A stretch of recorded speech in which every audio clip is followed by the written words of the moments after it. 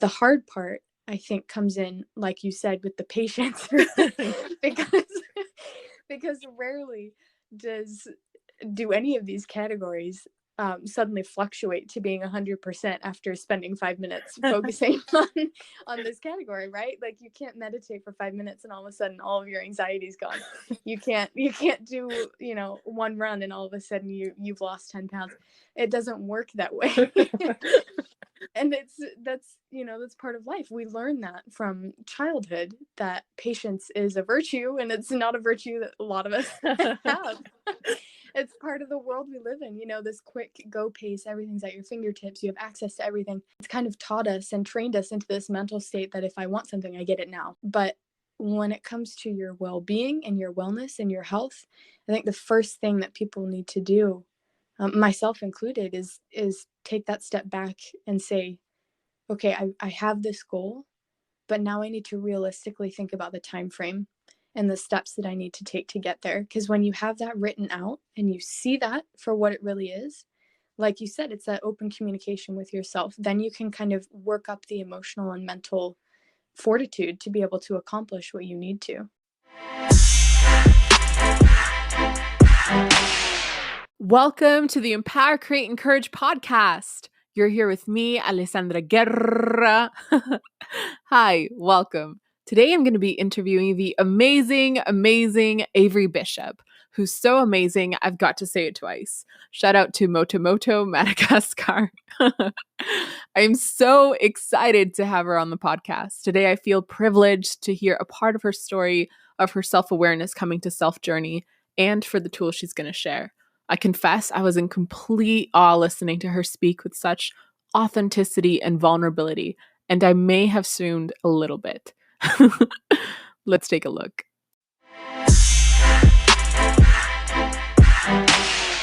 I love that. We're connected. We are. We are. We're in sync. We're in tune. We got this. So giddy. My hands are sweating. I put on makeup for this call, even though you can't see me. You know what? I did my hair for this call, even though you can't see me. So we're on the same page, at least. We have the same amount of affection for each other. I love it. That's so romantic. Okay, well, to tell everybody how it is that you and I met at university. And I was, like I've said before, I was blown away by how goal-oriented you are and how kind and amazing you are. And so I was so excited when you wanted to do this podcast with me. And Thank you. At the time, you're so sweet. No, I'm serious. So at the time you were working and you were volunteering in different programs, and what were they again? So I was a mentor. So I had a group of freshman students over which I was kind of being like an older sister to. I was also volunteering with the Red Cross. I was volunteering at an LDS temple doing some laundry.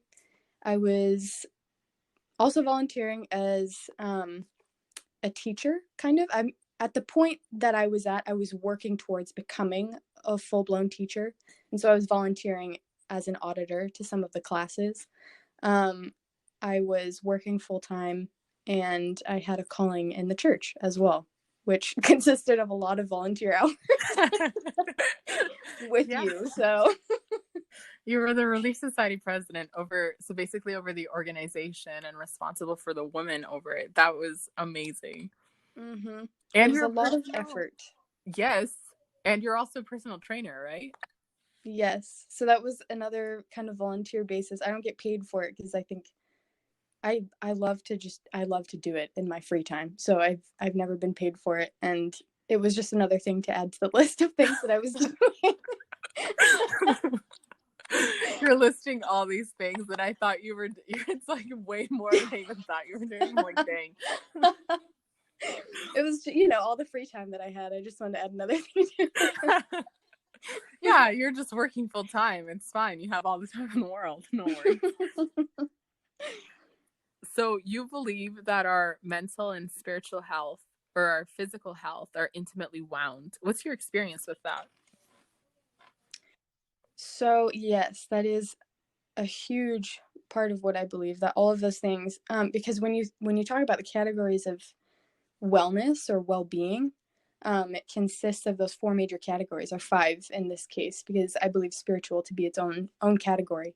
But there's mental, there's emotional, there's social, there's physical, and spiritual. And all of those things, if something positive or negative happens in one of those categories, it affects the other 4. And it's kind of unique how they interact with each other. And people aren't super familiar with it when you think about the connection between those categories. What they're familiar with typically on a day-to-day basis is how their physical wellness affects their mental wellness. And so those 2 people know to be the most popular categories that are connected, but really it's all 4 of those. And in my experience, if you think that you're going to be able to balance all 5 of those categories perfectly, then you're wrong. You're incorrect, because it's almost impossible to have all of those categories filled 100% all of the time, because that would deplete your energy, your mental, emotional, physical being so much that you wouldn't have time and energy to do anything else. And so there's just no way to keep all of them balanced at the same time. And so what I've learned over time, and the activities that I've done and participated in, the training that I've done, is that when you recognize, or you learn to recognize, when one of those categories is being depleted, you just have to learn how to shift your focus to that category, just shift your focus so that you can focus on bringing that energy level back up in your physical or your mental or your emotional category. And then when that's filled, one of the other ones are going to need some more attention. So you just move on to the next one. So it's this kind of like balancing act you have to learn how to do. And it takes a lot of practice and a lot of self-awareness. But in the end, it becomes natural. It becomes part of how you think and act. And it's so rewarding, and it's so much more healthy than thinking you have to balance all 5 of these precariously balanced things in your hands. So in my experience, it's all about self-awareness and practice, and just recognition, really. So what self-awareness and practices do you use to help you be able to tackle all of that? So in the past, I didn't have a specific way of recognizing it, because in this past year was really when I got hit the hardest with experiencing anxiety and depression. And so before that, when I'd start to feel stressed out, or what I thought was stress, or what I thought was just being worried about day-to-day life, I would kind of just compartmentalize. And that was kind of how I dealt with those negative emotions. And I was just kind of like, you know what, I'll deal with it later. Like, just move on, just keep plowing through it. And that's kind of how I did it. But when I started CBT, or cognitive behavioral therapy, it became apparent to me how shoving those emotions, those negative feelings and reactions back into this like kind of closet in the back of my mind was cluttering the closet. And if you ever open the closet, it all falls on top of you, and anything can trigger that happening. And so in the past few months, I've developed some healthier habits, and some of those self-awareness practices, like you said, is taking time to meditate. I pray. I communicate with Heavenly Father through prayer, but I also take time to meditate, because prayer can be a conversation. It can be you asking for things, praying for other people. So your mind is moving constantly, communicating. And in meditation, it's more about focusing on you, focusing on your breathing, focusing on what's happening around you, calming yourself. And in that way, specifically, meditation has become kind of a self-awareness practice that I've developed. And again, it's practice. That's the key word there, is practice. Is because it's not easy for everyone. And it's very, very hard when you feel anxious or depressed to seemingly, quote unquote, calm your mind, because when you feel that way, it feels like 100 different things are going through your mind at once, and you almost can't. You're just overwhelmed with it. And so practice is the key word there. You just have to keep doing it, fake it till you make it, just kind of keep pushing through it. And when you eventually get to that point where you can focus on one thing at a time in your mind, and you become aware of, oh, okay, this is what triggered this emotion. This is what I'm going to do about it. And I'm going to choose to have a healthier approach next time. So that's one of the self-awareness practices that I've developed over the past couple months. I love that analogy of the cluttered closet and how we want to keep the closet clean. And I think meditation, it's like you said, it's very hard to calm your mind and your heart when, like for me, I've had depression, I've had a lot of anxiety as well. And in that state, it's so difficult to be able to be like, okay, let's take it down a notch, because sometimes I haven't been able to take it down a notch. Like there's been stuff that I've been able to go through with counseling that now I'm able to get to a better place quicker. But it does take, like you say, a lot of practice. Speaking about the cluttered closet, because I am loving this analogy. Like I want this on a t-shirt. Cluttered closet. This is me. Let's keep the closet clean. What role has anxiety and depression played in your life? Oof. There are positives and negatives to it. I have to admit, because the idea of anxiety and depression, it's extremes. It's two end extremes on the same pole, or same kind of ladder almost. One is focusing on worrying about the future, and the other is feeling negatively about the past, two things that you can't control.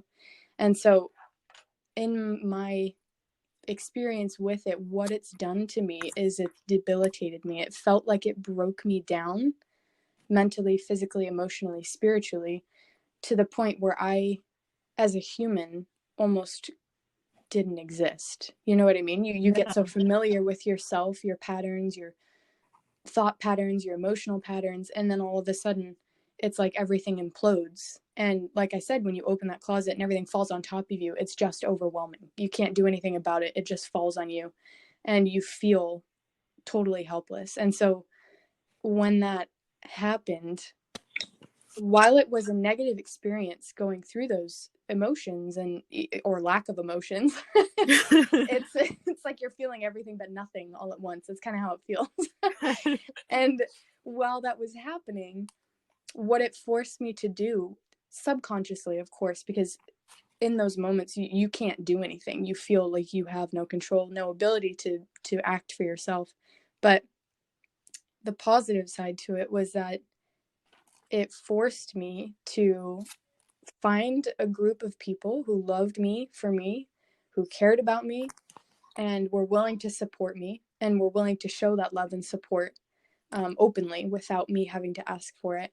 It forced me to reevaluate my goals in life. It reevaluates my ability to control my goals and what I do to achieve those goals. And in the process of all of this learning, like you asked before, the kind of those self-awareness principles, it really does teach you so much about yourself. This anxiety and depression, when you have any sort of mental illness, you have to become so familiar with yourself again.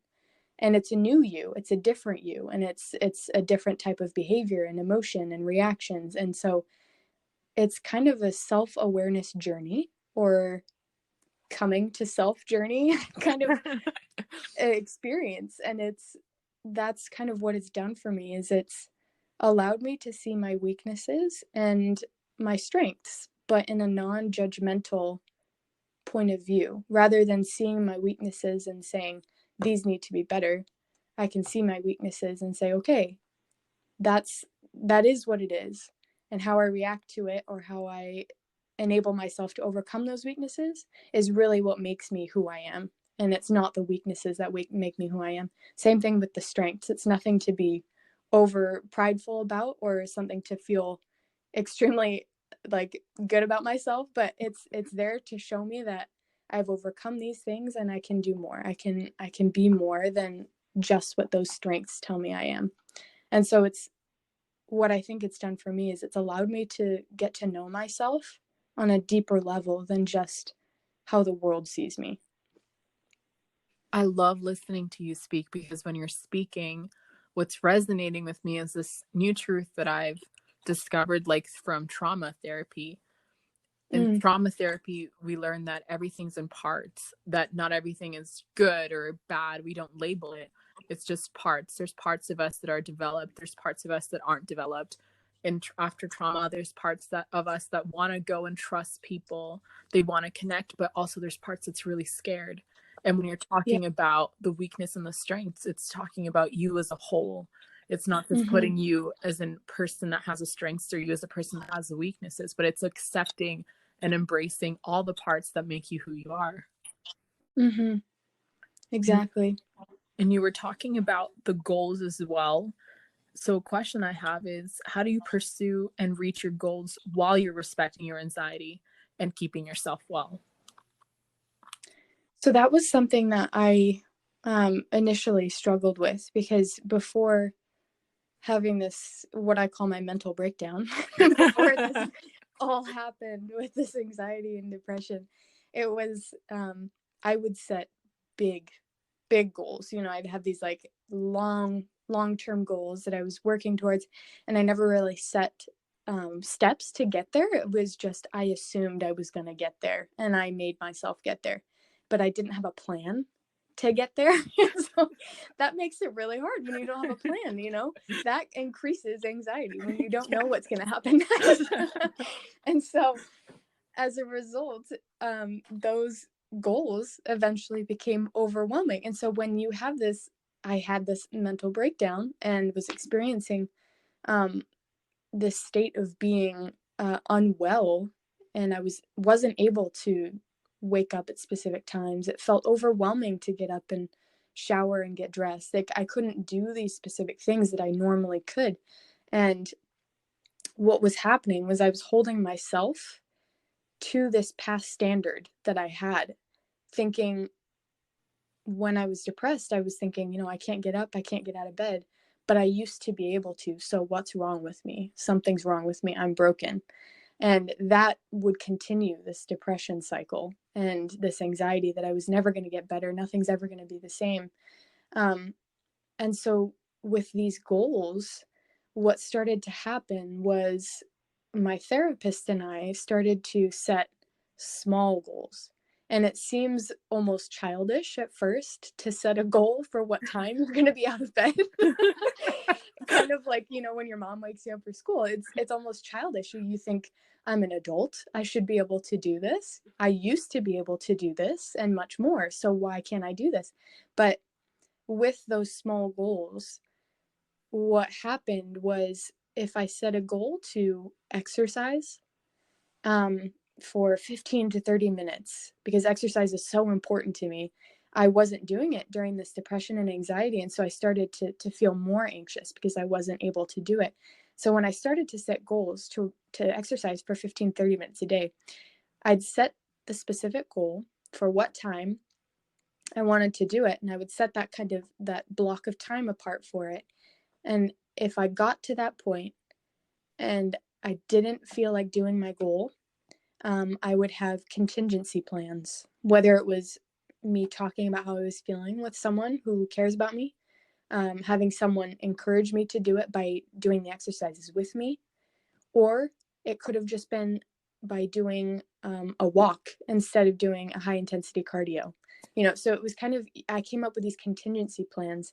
And as a result, when you achieve that small and simple thing, you feel more enabled to be able to do the bigger things. So when I achieved that goal, I could make a bigger exercise goal. And of course, it didn't happen overnight where it was like, okay, I exercised for 15 minutes today. Tomorrow I'm going to go out and do an hour and 45 minutes. You know, it didn't happen like that, but it was months, weeks of me setting these small goals and saying, okay, I did it today because I felt good today. And I felt good today because of this and this reason. And so after a while, you get into this pattern of setting small and simple goals that lead up to to big things, that lead up to great things. And so I recognized after a while that goal setting mindset didn't just have to be about physical, tangible goals such as exercise, but it could be setting a goal for my mental state. It could be saying, I'm going to have a goal today to have a good attitude, and that's going to be because of A, B, and C. And so it kind of spread, like I said, into those 5 areas of wellness, those 5 categories of wellness. It didn't just have to be my physical and emotional wellness that was dependent on these goals. It was all 5 of them. What I love about what you're saying is that it sounds so simple. And I've been on that side of it. It sounds so simple, the small goals, but you're right. There's parts where I've been like, oh, this is so dumb. This is childish. Like, I'm able to do this, when you're like, what's wrong with me now that I can't? And Right. you're talking about creating these contingency plans and asking people, like, maybe work out with me. I know for me personally, I have a hard time asking for help, and I have a hard time with vulnerability. I've recently discovered it's actually very positive. And so I'm trying to honor this new belief. But what do you do? Like, what role does vulnerability play in your life? And what do you do to make yourself feel good about being vulnerable? That is it's a very good question. Because I think it's uncomfortable for anyone to feel vulnerable in any way, right? And I mean, there's people that are more comfortable with sharing emotions or thoughts or whatever it may be, but I think all in all, most people would agree that being vulnerable is an awkward sensation. It's uncomfortable, and I agree. It was a struggle for me at the beginning, because when all of this started to happen, um, and I kind of had my episodes of anxiety and depression, I thought, my first initial thought was, I'm going to get over this. This is going to be gone in a week, I'll be fine. And as a result, that kind of affects your behavior. That affected my behavior. And I thought, I don't need to ask for help because it's going to go away. I'll be fine. And when I finally worked up the courage to ask to go see a CBT therapist, it was uncomfortable, that's for sure, because you're admitting that you need help. And in a way, it felt like I was saying, hey, I'm too weak. I need help. I need someone else to kind of carry me through this, to lift me, to be able to do this. And initially, it was very hard to go into the sessions with an open mind and to agree that my therapist working with me is what was going to help me rather than just my own personal strength. But what got me to that point of vulnerability, I think, was a combination of things. It was the feeling of complete and utterly overwhelmed, really. I felt exposed to anxiety, kind of like its own monster. I was kind of exposed to it, and there was no one standing between me and it, and it was kind of consuming me, and it was killing what I knew about myself. And so, with that overwhelming kind of pain, mental and emotional pain, I had no other choice. It was like I hit rock bottom and there was no other choice. And unfortunately, I don't feel like I have any really great advice for people on how to be vulnerable without hitting rock bottom. I would love to prevent everyone from hitting rock bottom, but sometimes that's what we need. Sometimes we have to hit rock bottom before we realize that we can't do it ourselves. And what I've been experimenting with my CBT therapist is she's been explaining that this kind of vulnerability and open communication in relationships is not only good for my emotional well-being, but it's good for the relationship itself.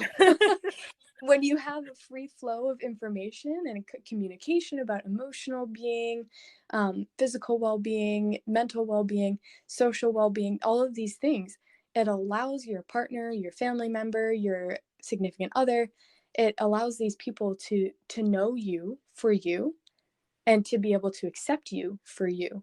So it kind of eliminates that anxiety over the worldly view of yourself. It eliminates that anxiety that, oh my gosh, people are only going to like me because I can do X, Y, and Z, or because I have this kind of talent, or maybe they won't like me because they have this weakness or they see this about me.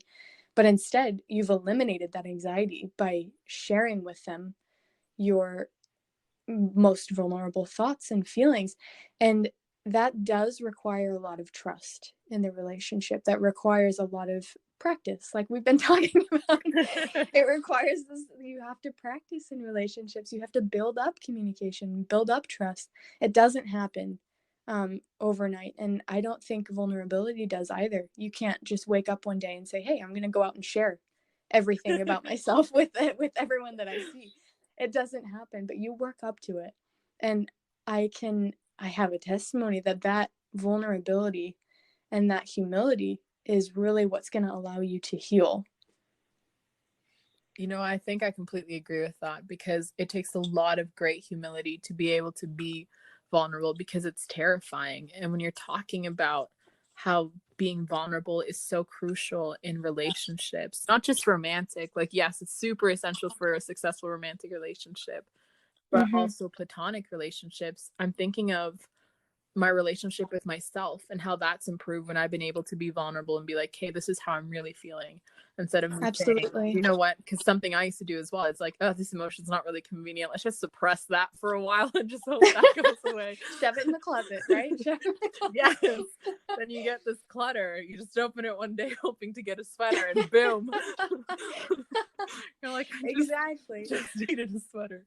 So I have a hard time with self-care and being patient with myself, and that's something, one of my goals, because I'm working a lot on my relationship with myself. What techniques do you suggest for self-care, and techniques that help you improve your relationship with yourself? So like we were talking about before, those 5 categories of wellness: that emotional, mental, physical, social, and spiritual.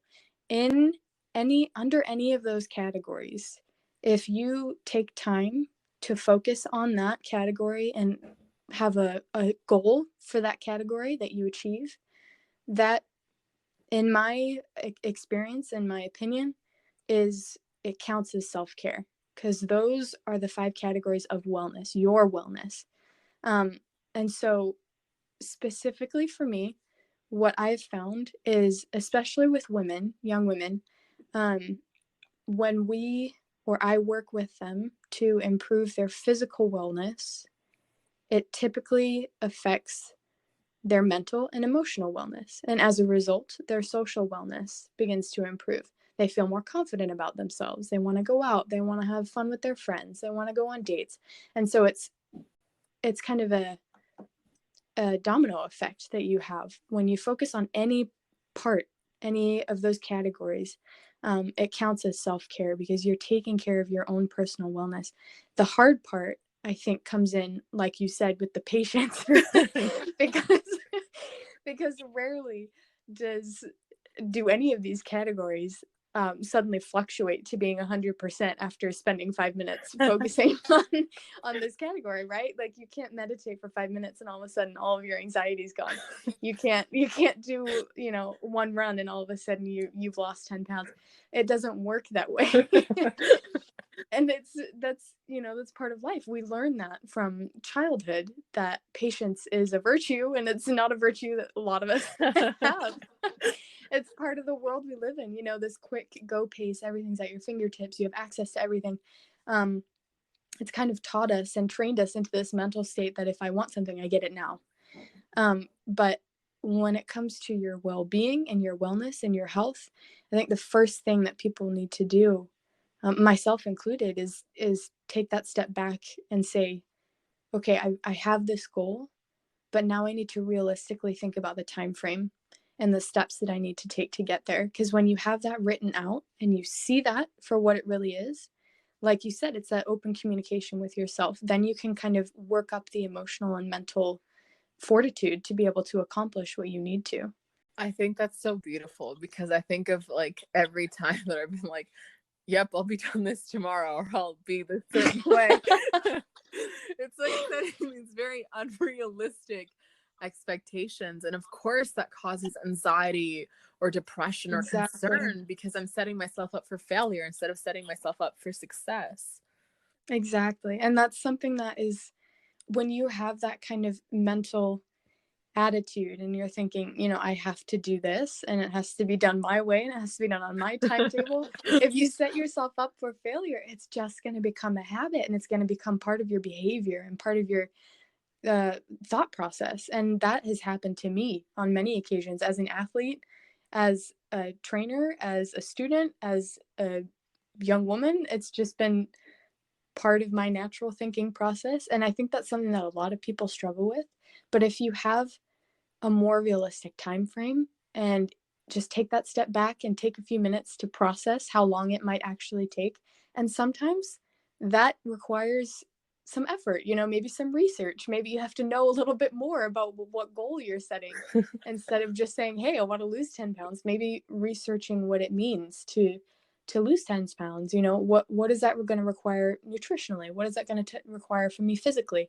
All of these things. And it's setting yourself up for success requires more effort than setting yourself up for failure. I think that's so true. I think we have another t-shirt, by the way. Should we just start a fashion trend here? Yes. Yes. Some anxiety t-shirts we can get going around. Yes. With like some healthy practices so that we can set ourselves up for success. Exactly. Yeah.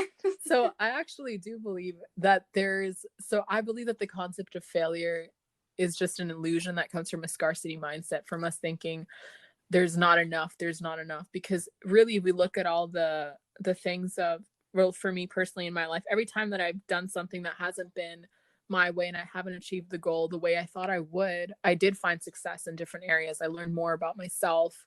I got to be more resilient. So I believe there's a lot of opportunities in our challenges, and many of the things that I've been through, like being homeless, like the trauma we've talked about, or the depression, the anxiety, to name a few, I feel that they've made me more resilient.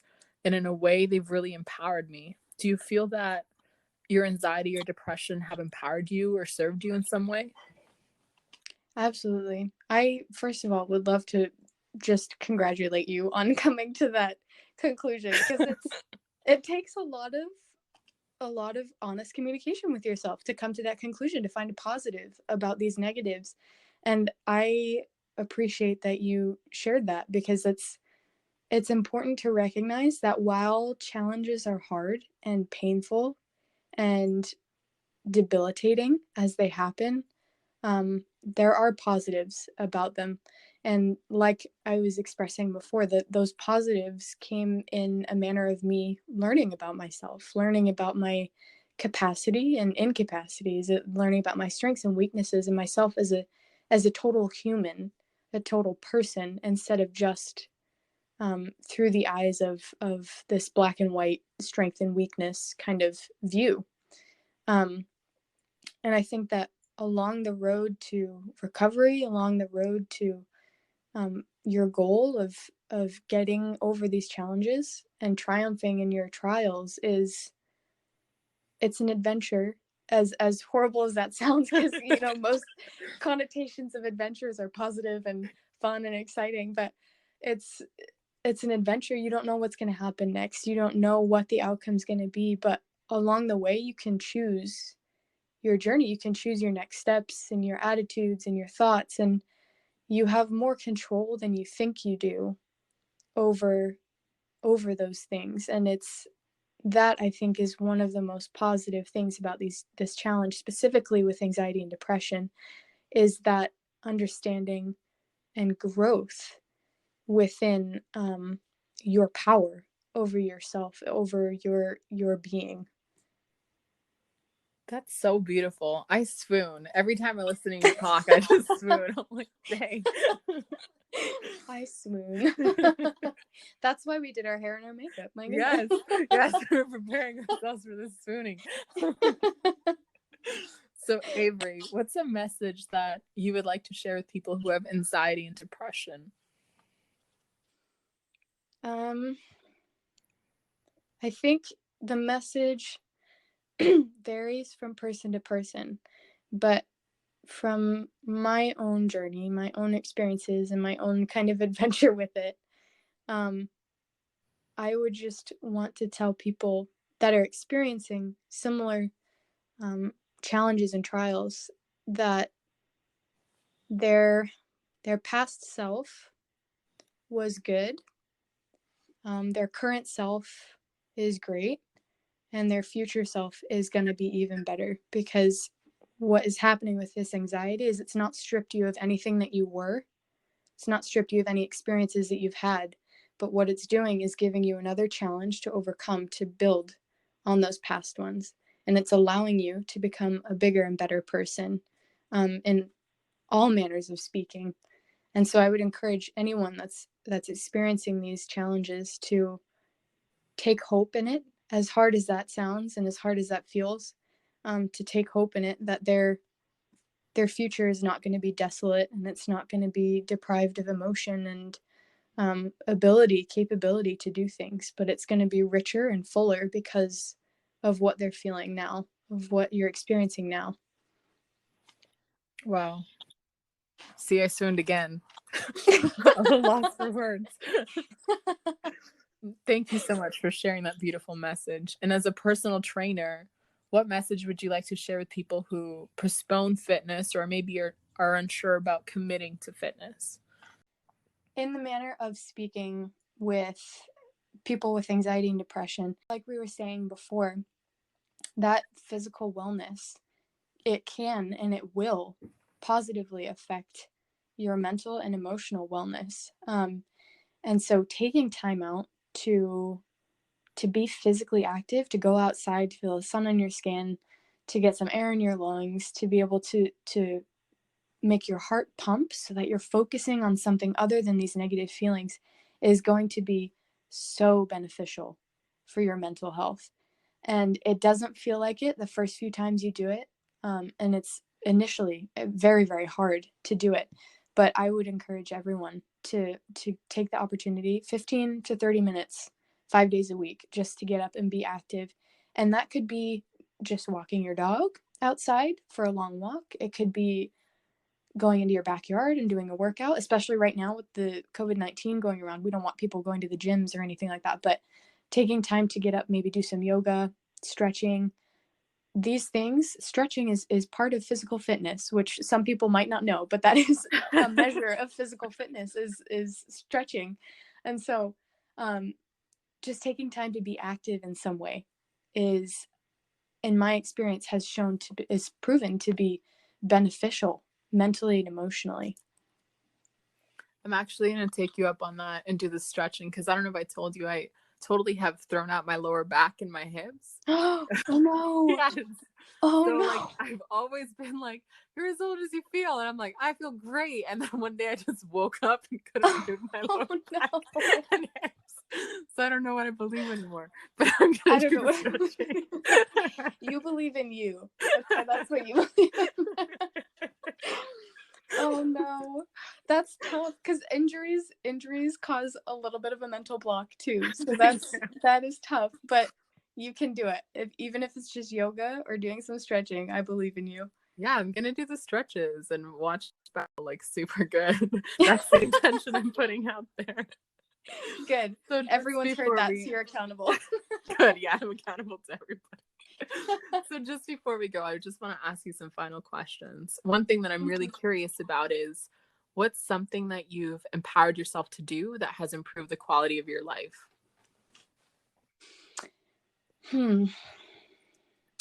I think something that has been a little different is, and this might not be totally the idea that you're getting at, but if I could just share this, it's, I think, helpful a little bit in the empowerment for anxiety, I feel. When I came home as a result of this anxiety and depression that I was feeling, like I was sharing before, it was completely debilitating, and I felt totally broken, kind of like I was being stripped of all that I knew about myself and all my experiences and everything. Um, and it was kind of, I was in this deep dark hole and didn't really know what to do. And so as a result, you feel powerless against these challenges, anxiety and depression specifically. Um, and in those moments, I think I became very dependent on my parents and my siblings. And while in those moments, it felt like I was dependent rather than independent, because in some ways I was.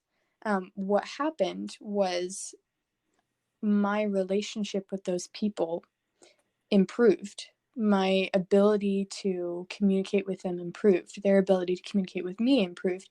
And it was like we were talking about, this free flow of information, of vulnerability and trust. And as a result, what's happened is now that I'm getting better and now that I'm feeling more like I'm independent and doing things on my own, these relationships have empowered me to be able to accomplish my goals, take on new challenges, and feel confident that if anything negative were to ever happen again, that I would have a base group of people that I know could take care of me, that I know would not judge me, wouldn't harm me, and wouldn't in any way endanger my emotional or mental state. And that's to be said about my family. That's to be said about my situation. I know that not everyone's family is like that. I know that not everyone's circumstances are similar to that. But what I think is so important is finding that group of people to create that base level of trust and love and care. And that, you'll be surprised, I think, to find how much that can empower you to do so much more in your life, to have that knowledge that you have people to fall back on. I've definitely seen how trusting people does really empower you. And I think the biggest thing with me believing now that is a good thing is that it allows you to, or it has allowed me, speaking for me, to fully be able to connect with people and be more authentic, not just with myself, but how I'm feeling and ask for help when I need it. It's still uncomfortable. I'm not going to lie. It's still super uncomfortable, but it Yeah. does create a more authentic and solid relationship with people that I've chosen to trust. Mm-hmm. So, for the people that are listening to your voice today, Avery, what's Mm-hmm. one thing? I'm sure there's a lot, but what's one thing you'd like to empower others to do to improve the quality of their lives?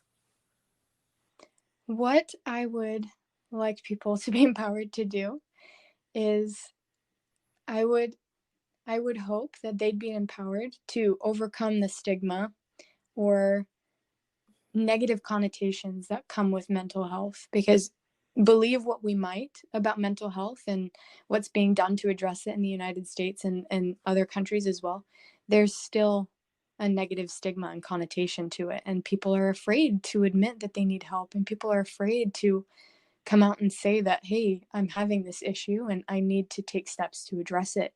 Instead, they're forced, they feel, to continue with it and to just deal with it and to push through it. And so I would feel that I want people to be empowered to take the steps necessary, whether it's through physical fitness, going to see a doctor, going to see a therapist, talking to a friend. Someone somewhere wants to hear about your struggles. They want to help you. And so I hope that people feel empowered to address any issues that they're having, any challenges mentally and emotionally that are causing them distress. And for those people that are maybe like afraid to reach out to other people, what words of encouragement would you give them? Definitely, to I would say to be careful about who you share those feelings with. There are people that are there to listen. There are people that are there that you can trust, people that are going to care for you. And if you feel in any way that emotional vulnerability isn't safe for you, then I would say take a step back, maybe assess the people in your life, even if you haven't talked to them in years. Those people that you create special and unique bonds with and relationships with, They are people that care for you. And the capacity of the human heart to love it grows with every person that they meet. And so the ability that that person has to love you and to care for you, they're willing to listen to your problems and they're willing to get help for you. So if there's any sort of reservation about reaching out and feeling vulnerable with anyone to get help for your mental or emotional needs, I would say to take that step, to maybe assess the situation and take that step so that you can get the help that you need. Thank you for those kind and amazing words of encouragement, Avery. Mm-hmm. So I believe that we're all empowered to create the life, the love, the reality, and the world that we want. I genuinely believe that. I feel that it's true. That's a lot of what my podcast is about. My last question to you today is, what is a reality you want to create in your life? I love that.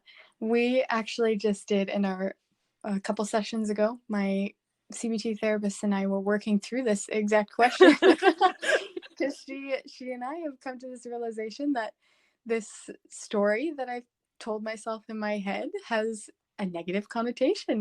This kind of character I've developed for myself has negative qualities and negative reactions to things. And so this idea that she took was to develop a storybook character in my head, about someone who is my ideal, someone I would look up to and want to have qualities like. And when I was able to do that and take a step back and kind of create that idea or ideal person, what I realized was the reality of it was that it wasn't that far off from who I am and my capabilities and my capacities. And so when you ask what kind of reality I'd like to create for myself, I'd like to create a reality in which I can truly and honestly assess myself, accept myself and others with no judgment, and be able to feel with no judgment any emotion that comes, and be able to feel, like you say, empowered to and capable to deal with any negative, positive, or intermediate emotion that might come my way. And that's just me personally. I'm sure that other people might have other realities they'd like to create, but in my life, that's the type of reality that I think I would like to have. I think that's so beautiful. And from what I know from you, you are such an empowering individual. Like I said, I want to just give you so much gratitude for just being in my life and for coming onto the podcast today. And I want to celebrate that you are someone that I look up to. You're someone who is empowered, and yes, you have your challenges. I think we all do. And you still keep going and you move forward. And maybe it's not, I think the most thing that I love today is that you've said, let's set ourselves up for success. Maybe it's not like I'm going to be better tomorrow or next week, but it's giving us small goals to set ourselves up for success. Absolutely. Avery, where can people connect with you if they want to? So I have a Facebook. Not many people use Facebook anymore, but I have my Facebook, and it's just Avery Bishop on Facebook. If you'd like to, you can follow my Instagram account. It's a fitness Instagram account. I haven't used it in a couple years, but it's just duo it with an underscore. And it was something that I set up with my friend, and I was recently thinking about kind of reactivating it and using it a little bit more to kind of fit my life right now, because I think as my life with anxiety has transitioned, so have my goals and my outlook on fitness and everything like that. So I'm grateful that you asked how people could connect, because I think that kind of is going to motivate me to get that goal of using that Instagram account for good rather than just letting it sit there. Look, we're promoting accountability. I'm accountable to stretching. Exactly. Accountable to your Instagram. Exactly. Well, thank you so much for being here today. It means a lot to me, and I'd love to have you on another time to discuss about these false stories and beliefs that we tell ourselves. I would love that. Okay. Well, thank you so much. I love you, Avery. I hope you have a great day. I love you too. Bye. Bye.